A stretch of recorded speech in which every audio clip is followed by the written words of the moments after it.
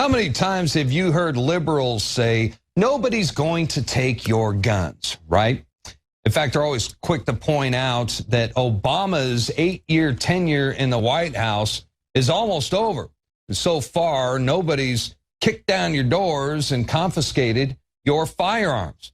In fact, it was Obama himself who has told us several times, we got nothing to worry about. When y'all go home and you're talking to your buddies and they say, he wants to take my gun away. You've heard it here. I'm on television, so everybody knows it. I believe in the Second Amendment. I believe in people's lawful right to bear arms. I will not take your shotgun away. I will not take your rifle away. I won't take your handgun away. The notion that I or Hillary or Democrats or whoever you want to choose are hell-bent on taking away folks' guns is just not true. Contrary to claims of some presidential candidates apparently before this meeting, this is not a plot to take away everybody's guns. You pass a background check, you purchase a firearm. Well, there you go. You heard the president. Nobody wants to take your guns. They just want to make you register them and restrict transfers. And they only want to ban certain kinds of guns, not all of them, just certain kinds, like what they call assault weapons, for example. They don't want you to have those. And they don't want you to have magazines with more than 10 rounds. They want to limit that. And come to think of it, they're trying real hard to prevent you from carrying a gun. They don't want you to have a gun on you personally. They want gun-free zones where you are basically left defenseless, and they want to ban or limit certain types of ammo, and they want all ammunition purchases registered and cataloged by the Department of Justice. They also want mandatory psychological evaluations before you are allowed to purchase a gun, and if they catch you violating any of these made-up rules, they want to throw you in prison, at which point they will come and take your guns. If you can't see the irony in having a gun ban enforced by men with guns, well, then you fail to understand why the Second Amendment was written in the first place. Throughout history, only slaves are disarmed. A well-regulated militia being necessary to the security of a free state. The right of the people to keep and bear arms shall not be infringed. For all of you actors out there who go to your red carpet events surrounded by full battle rattle SWAT teams while you accept your awards for your latest violent movie. For all you politicians who spend your 9 to 5 days scheming up ways to take away my Second Amendment rights. Meanwhile, you have first responders on site there to protect you. I say this, come and take it.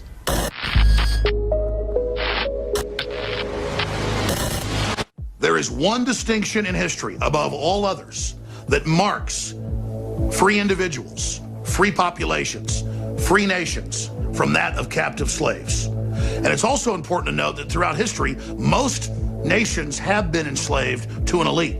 But if you go back to the ancient Greeks, the cradle of democracy, 480 BC, we see the Battle of Thermopylae at the Hot Gates. That's been popularized in many Hollywood movies, where 300 Spartans stood against hundreds of thousands of Persians. Now, if you went back to Persia, none of their general population or their empire were allowed to be armed. They were slaves. Only the king and his military were allowed to be armed. And those 300 that stood against that will live on forever. Then if you accelerate to 1775 in Lexington and Concord and the attempts by the British Crown to disarm the colonists, we see a repeat of what happened with the 300 back in ancient Greece at the Hot Gates fighting the Persians. If we move forward to 1835 in Gonzales, Texas, Santa Anna came to disarm the Mexican citizens of their firearms, and the people again fought back. If we look at what the Soviets did in Russia, or the Maoist communists in China, or what Fidel Castro did, or what Hitler did, they always seek, be they communist, fascist, it doesn't matter, to disarm the people before they enslave them. And that's why it's important to reflect as the greatest assault on the right to keep and bear arms in our history takes place, that this historic battle isn't just an American battle, it's a battle fought by all peoples around the world. Only Switzerland and a few other countries still have some form of right to self-defense. And it's important to note, as we see the right to self-defense being taken away, we also see the right of free speech being taken away, the other mark of a free individual. So I thought today we'd look back on some of the famous historic quotes dealing with the Second Amendment. First, I want to give you a quote from Senator Dianne Feinstein, who famously said that if she could get the votes for an outright ban, picking up every one of them. Mr. and Mrs. America. Mr. and Mrs. America. Mr. and Mrs. America, turn them all in. I would have done it. I would have done it. She would vote to ban our guns. We need to do this every day of the week. We need to brainwash people into thinking about guns in a vastly different way. And remember, this is somebody to this day guarded, even though he's retired, by taxpayer-funded armed guards.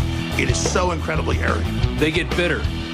They cling to guns or religion or antipathy towards people that aren't like them. Barack Hussein Obama.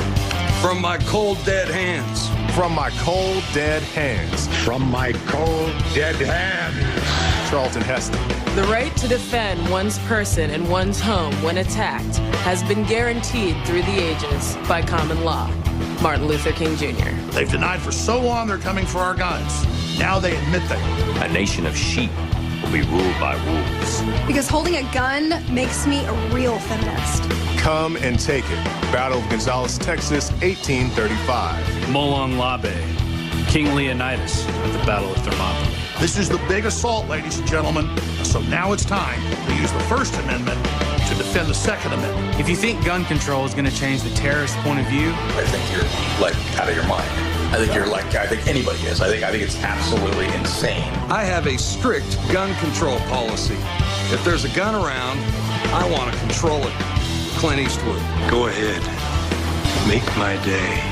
a well-regulated militia being necessary to the security of a free state. The right of the people. The right of the people. The right of the people To keep and bear arms shall not be infringed.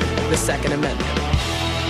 Everybody knows that you either use a right or you lose it. And we're using the First Amendment to defend the Second Amendment. Now, our last big push was with the Hillary for Prison shirts, and it became a national meme, and it's had an incredible effect, and it's brought so many patriots together.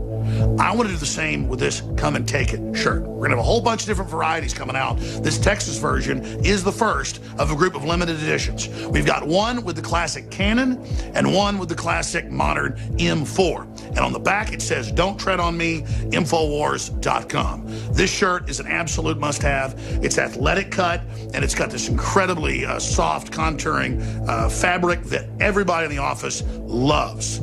Support the InfoWar, support the Second Amendment, support the First Amendment, and meet like-minded people today by getting your Come and Take It limited edition shirt at InfoWarsStore.com.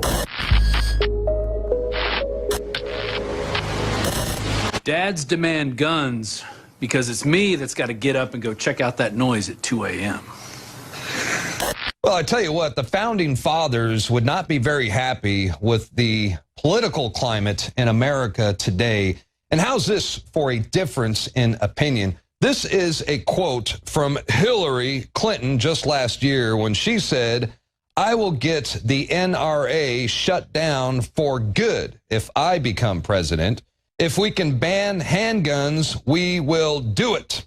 And if you compare that to, let's say, George Washington, it is night and day. Our first president said, when the government takes away a citizen's right to bear arms, it then becomes the citizen's duty to take away the government's right to govern.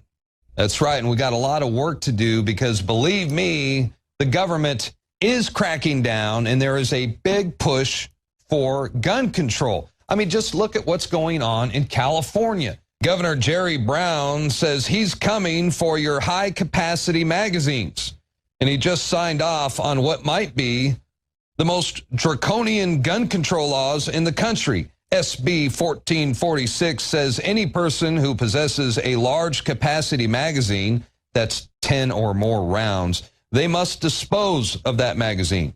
They want you to surrender your magazines to law enforcement, or you can personally destroy them yourself or ship them out of the state. The point is, you are no longer allowed to have magazines with more than 10 rounds of ammo. And that means literally hundreds of thousands of magazines that were previously legal have now become contraband. And Jakari, it gets worse, am I right? I mean, do you think this is worse than Chicago? I mean, this is some of the worst I've ever seen. Oh, when you talk about the gun laws that are in Chicago, they have changed a bit, but they're still not good. They definitely do have some of the strictest gun control in the country. But this is what is known as backdoor gun control. Yep. The way that they're coming after it, they understand that every time there's a mass shooting, people go out and buy record numbers of AR-15s, AK-47s, even though they keep telling you that nobody wants these guns. Everybody wants to ban these guns, and I'll talk about that with Michael Cargill in the video coming up.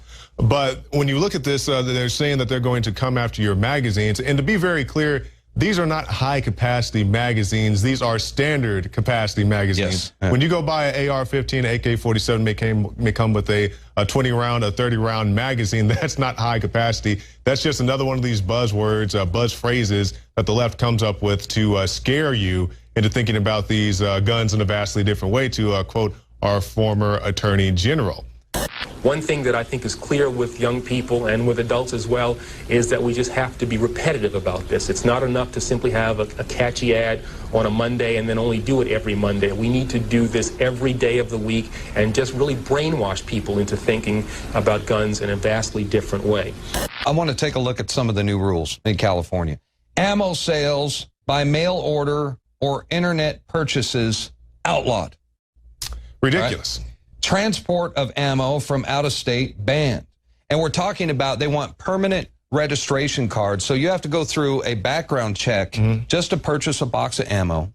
And they're going to permanently track, trace, and register all ammo purchases with the Department of Justice. Well, the thing about this is, Darrin, we've always heard this argument that we don't keep track of your purchases. There is no registry. While they're saying right here they're going to make a registry. Yep. They said you paranoid gun conspiracy theorists think everybody knows you have a gun. Nobody has a record. We destroy your record. You're saying you want to create a record of the people who have these things in their home. And it's not illegal in and of itself to own ammunition or a firearm or, to carry it in your vehicle. Different states have different laws, and definitely check your laws so you can be compliant with that. But they're just trying to make the most mundane activity illegal, as we saw in places like New York, the New York Safe Act, saying if you have a particular style of buttstock, that now makes it an illegal weapon. These are cosmetic features that have nothing to do with the way the firearm functions. It's just a way to, like I said, backdoor. And regulate everything to death. Yes. And here's another thing that's going on in California. You cannot loan your firearm to anybody except for immediate family members. If you were to loan it to, if we lived in California, I wanted to loan you my gun, the only way we could do it, we'd have to go through a bunch of red tape. We'd have to send a letter and something to the government so that getting their okay. We have to get the government's approval. I'm just not one of these people who thinks the government should regulate every part of my life. I'm a legal gun owner. I even have a concealed carry. Yeah, a lot of people make the argument for constitutional carry, but I went that extra step and got it. I'm not breaking any laws. If I want to own a firearm, if I want to go to the gun range and have McBreen or Biggs or whoever else shoot my firearm, I should be allowed to do that without the nanny state coming in and telling me how many rounds I can have in my magazine, what type of firearm I can have. And I hear this argument all the time, McBreen, that why do you want an AK-47? Why do you want an AR-15? You can't hunt with it. Says the person who knows nothing about firearms. There is this thing on the gun called select fire, where you can pull the trigger one time and get one bullet. I understand you probably don't want a fully automatic AK to go deer hunting. That's not exactly and I'm not worried about the deer turning against us. No. Right? So let's look at Chicago, for example. Obama's hometown is #1 in shootings and murders. And up until now, it had the #1 toughest gun control laws in the country. So, hey, Obama, I'll let you in on a little secret. Criminals don't obey gun laws. Well, we see every holiday weekend, especially 4th of July weekend. I'm sure it's the same if you look it up this year. massive numbers of shootings. Yep. And the place is supposed to have be a giant gun-free zone. They say, well, the reason why we have so many shootings in Chicago is because people get their guns from other areas. Okay, well, other areas where they're getting these guns is they have the same number of fatalities that Chicago has. No, it's a ridiculous argument. You have criminals who, lo and behold, don't respect and understand the law, and they choose to go about that. That's why I believe the average American citizen should have the right, and does have the right, to be armed. Yeah, well, it's our God-given right. And by the way, those shootings in Chicago, not one of the shooters was a member of the NRA. Tell us what's coming up with the interview with Michael Cargill. Okay, so I went to talk to Michael Cargill. He's been on our show before of Central Texas Gun Works, a local gun shop here in Austin. And we talked about the things we were just discussing, Governor Brown and the things that are going on in California, as well as many other things that are happening in our nation that we definitely think that you need to know about.